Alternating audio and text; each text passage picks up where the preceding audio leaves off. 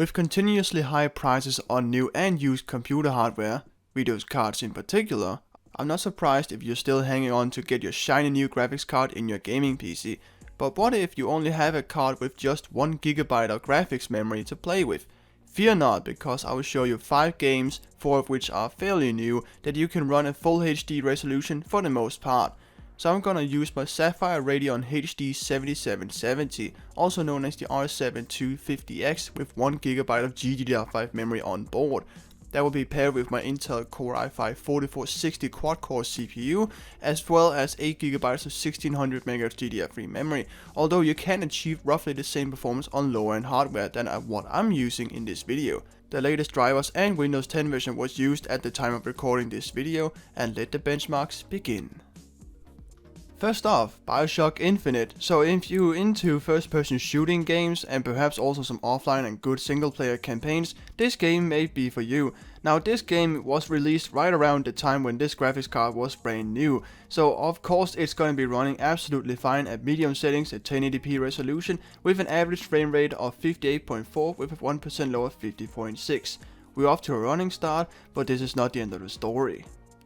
If you want to get some dirt under your toes and feel the adrenaline, Dirt Rally 2.0 might be for you. Now, of course, the graphics is looking pretty good and the performance is not that great, but keep in mind there's also an ultra low preset, which in my opinion looks like a launched PS3 title or even a high-end PS2 game. So I prefer better graphics fidelity and deal with lower FPS. Although if you want to be more competitive, I definitely agree having some lower graphics and higher FPS. But we stick with the low preset with TAA and FXAA enabled at 1080p resolution, and I got an average of 39.1 FPS with a 1% low of 33.4.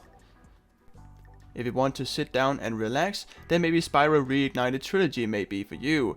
Now, if you used to play in the PS1 and PS2 era, you may have heard of this game. So hey, if you want to have some nostalgic kick, this game may be for you. But here we're running it at medium settings at 1080p resolution, and I got an average frame rate of 33 with 1% lower 26.2.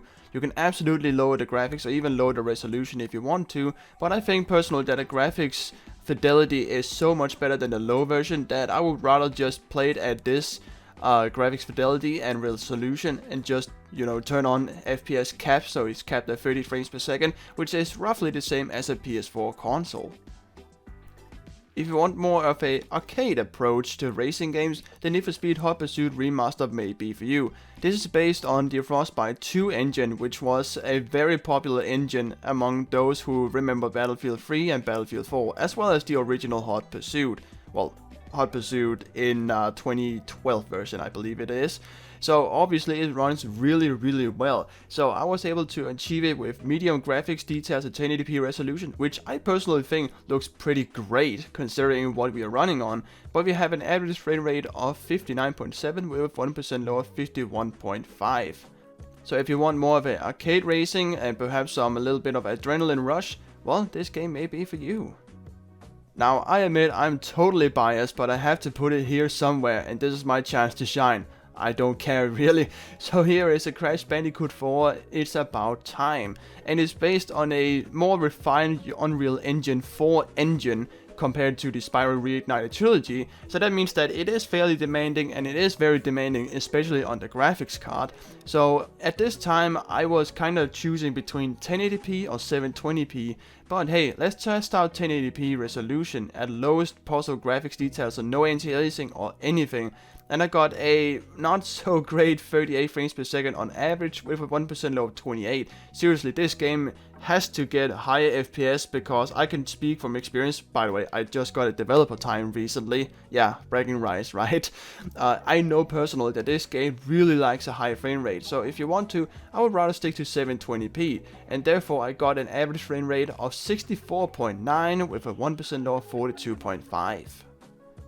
So there you have it. Those were 5 picks of my own for fairly new games that can run on a 1 GB graphics card. Please keep in mind that the graphics memory doesn't dictate how powerful the graphics card is, so your mileage will definitely vary. Anyways, like the video if you liked it, dislike if you did, and subscribe today if you absolutely loved it. Let me know in the comments down below what kind of games you would like to play on a 1 GB graphics card. With that being said, I'm out of here. Thanks for watching.